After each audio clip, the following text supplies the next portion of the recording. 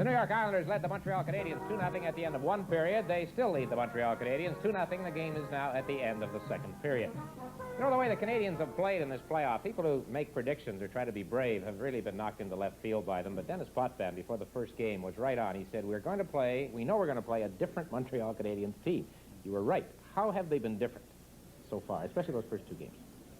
Well, I have to say that the style of the Montreal Canadiens has changed drastically over the Montreal Canadiens I've ever seen, even as a child watching my favorite team play.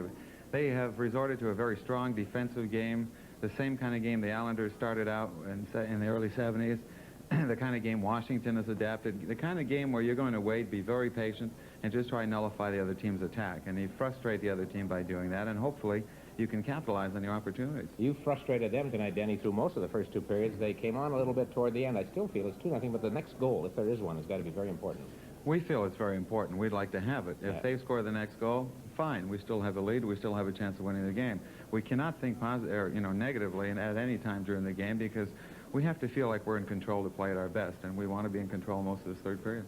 You know, what's it been like this year in the playoffs compared to the previous four? Because you fellas seem to be living on the brink a little bit more this time around than you had the previous 4 years. Has it been a different outlook for you? It's been very different in that it's been very difficult for us, and I think teams we played have been very strong. I think the Ranger team we played was probably the best team I'd seen the Rangers put on ice for, 10 or 11 years that I've been around, and certainly the Washington Capitals were a very strong team. Certainly in the second half of the season, they proved to be the best defensive team in the league and still had some scoring power. And we're quite surprised to see the Canadiens, but after we played against them, we sort of find out why they beat Boston and Quebec. And now we're in the tough series once again. But, if we have to do it the hard way, it's just another way of winning and going about it. And we feel that if we have to do it the hard way, we'll do it. And if it's easier than we expect, well, fine, we'll take that too. But we never feel that we're going to back away from any great challenge.